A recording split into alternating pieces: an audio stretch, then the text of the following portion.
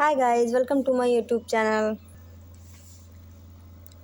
आज मैं आप सभी के लिए वीडियो लेकर आई हूँ डस्ट ऑफ स्नो। जो यूपी बोर्ड हाई स्कूल के बच्चे हैं, डस्ट ऑफ स्नो का सेंट्रल आइडिया। ओके, क्योंकि बहुत ही ज़्यादा बार एग्ज़ाम में पूछा जा चुका है, बहुत ही इजी वे में लेकर आई हूँ सेंट्रल आइडिया। चलिए शुरू करते हैं। तो क्या है ये dust of snow?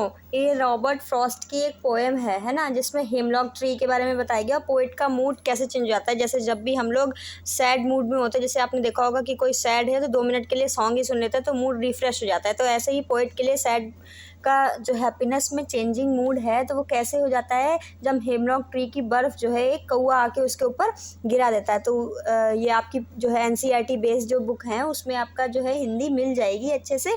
Central idea देखते हैं। तो नॉर्मल आपको ये ध्यान रखना है कि कोई भी सेंट्रल आइडिया हो, पहले तो हमें पोएट रटे होने चाहिए। पोएट से क्या होता है, वही हम पोएम का एक लाइन पूरी पूरी बन जाती है। जैसे the dust of snow, the poem Dust of snow is composed by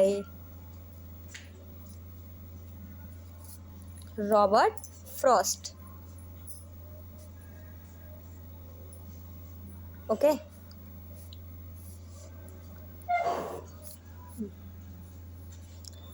फिर क्या है, this poem expresses the significance of small things. The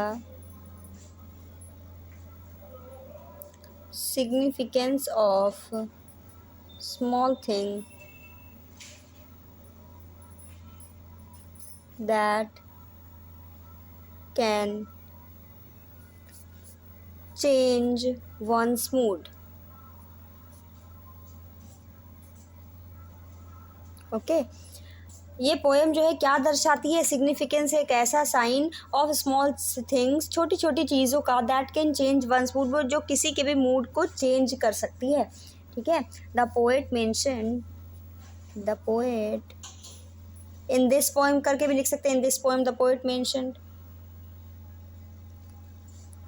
mention किया है। इसमें क्या मेंशन किया है, क्रो एंड कौन सा ट्री है, hemlock tree.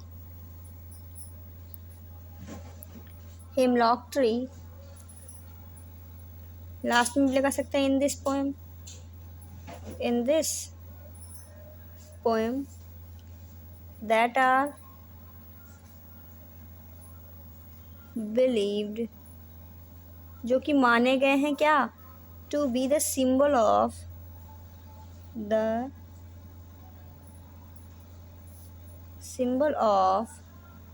Bad omen. Bad omen, omen मतलब क्या होता है, शगुन, खराब शगुन का जो साइन है वो इसमें दिखाया गया है ना, कैसे चेंज हो जाता है। इन दिस पोएम व्हेन, इस कविता में जब क्या होता है, the crow shook the hemlock tree, the crow shook the hemlock tree, जब कौआ जो है हिलाता है हेमलॉक ट्री को तो क्या हो जाता है, and dust of snow fell on the poet, है ना। जब पोएट पे गिरती है तो हिज मूड चेंज्ड, उसका मूड एकदम चेंज हो जाता है। चेंज्ड सडनली, अचानक से जब उसके ऊपर गिरती है धूल तो उसका जो मूड है वो कैसे चेंज हो जाता है, बहुत अच्छे वे में चेंज हो जाता है। Through this